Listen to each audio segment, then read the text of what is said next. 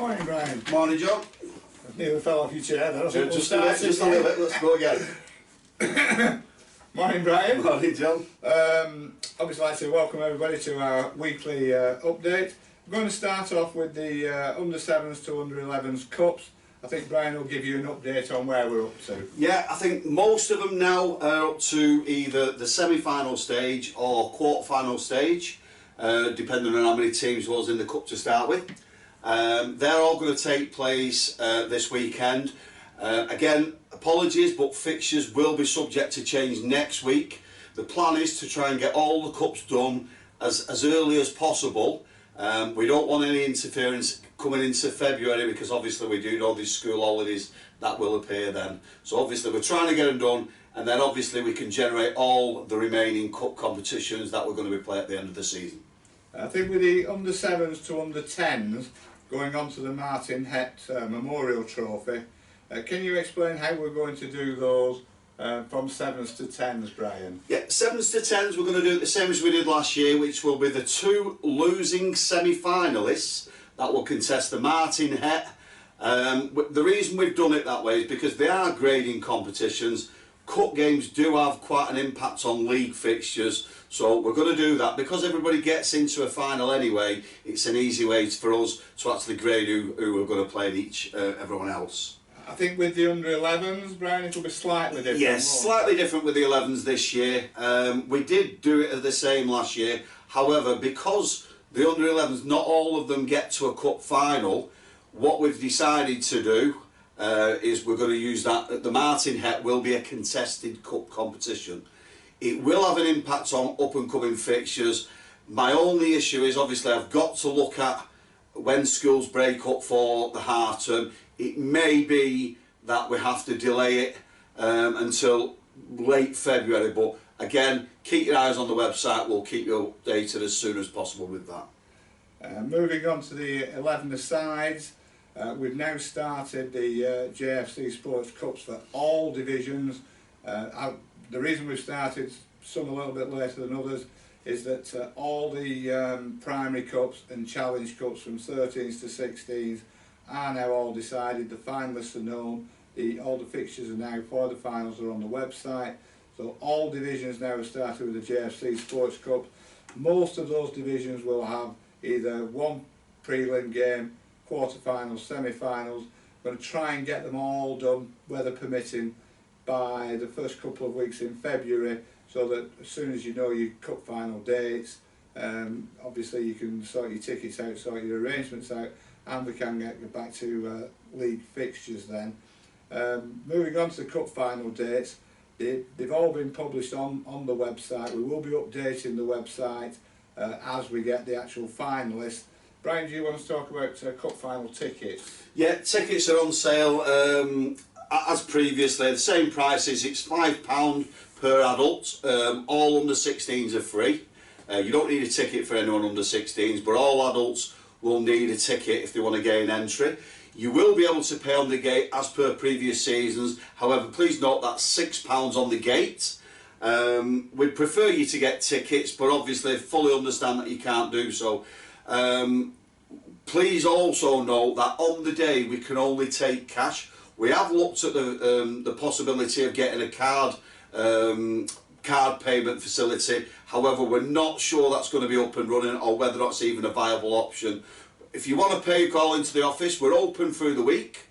We're open Saturdays and Sundays. You can call in. We do have the possibility to do a bank transfer whilst you're in the office. We can give you the bank details, and you can make card payment that way. But obviously, other than that, it's cash. Okay. The next item is the return of trophies that were won last season. Again, that's the cup final trophies that you won. The team trophies, not the individual ones that the kids get. Also for league winners, all those trophies need to be returned. The final date for returning trophies will be we're in a leap year, so it will be the 29th of February. When you return the trophies this year, we will only accept them in the league office. You will also be given a receipt for a return of that trophy.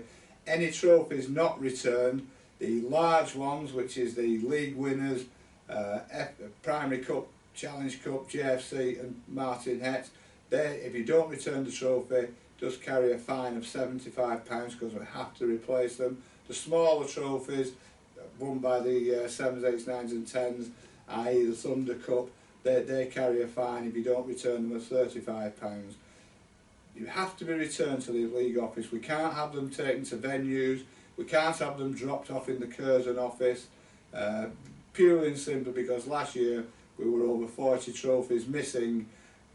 Every club that we contacted, apart from 1 or 2, refused to pay the fine because they said, oh no, we've returned it, we've given it to the big guy at Wright Robinson, we've given it to the little guy at 10 Acres Lane or whatever, or we've dropped it off with the coach from Curzon. So unless they're brought to the office, then we can't accept the trophies.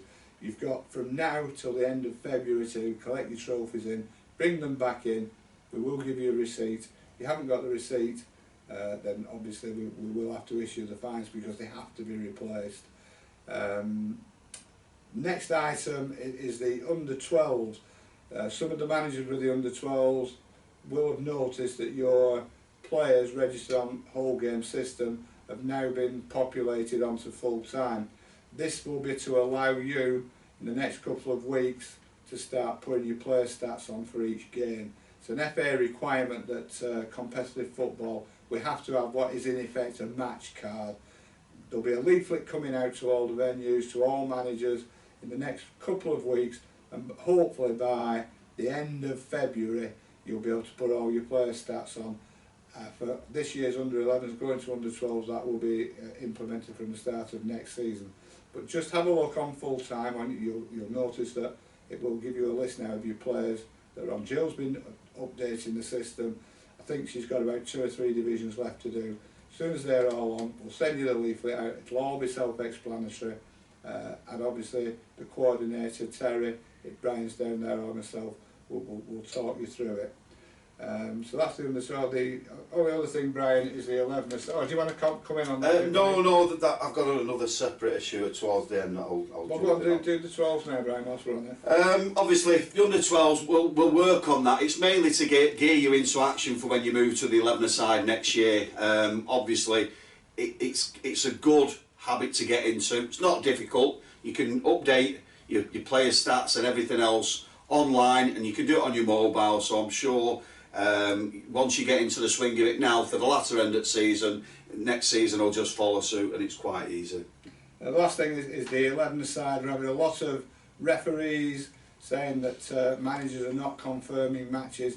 The league rules, which are FA rules, are quite explicit. You have to confirm your match with the referee by Wednesday evening. What we're finding is that referees are saying it's not been confirmed. They're taking other games, some in our league, some in other leagues, which means if you've not confirmed your referee, it probably end up with you not having a referee for that game. All we can do is reiterate to managers again, you must confirm with your referee, otherwise you do run the risk of not getting a referee, and the problem from the league perspective, we run the risk of referees leaving and going to other leagues. So again, if you can confirm your match, all you need to do is phone the ref and just say, as far as we're aware, game's on 9 o'clock, give him the venue, etc. It is only a small amount. Probably we've probably got 200, 300 games a week. There's probably 25, 30 not confirming. If we can get everybody into the habit of confirming, it's the home team's responsibility. Confirm the match with your opponent and the referee. It should be done by Wednesday night. Do you want to come in on anything with the 11 side, Brian? No, that's fine, John. The only thing, obviously, I know we've discussed it ourselves in the office, we haven't actually mentioned it on here so far. Very important, obviously. John will be in touch with his league fees. Obviously, we're at the stage at season now where the remainder of the league fees are due at the end of the month, I think it is, John. Yeah. We've been going through the accounts, obviously. Without the money, there is no league, end of story. There's a couple that have given us a bit of cause for concern. So obviously, if you haven't already done so, can you just give your treasurer a nudge, make sure they're up to date with the league fees, and what we don't want to do is have to cancel games because teams haven't paid. But unfortunately, if they're not up to date by the end of February, we're going to be left with no choice to do so.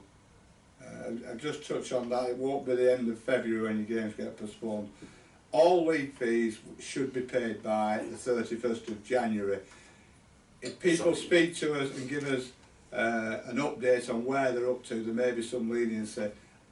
If you haven't paid your league fees, expect your fixtures to be suspended by mid-February, possibly a little bit later.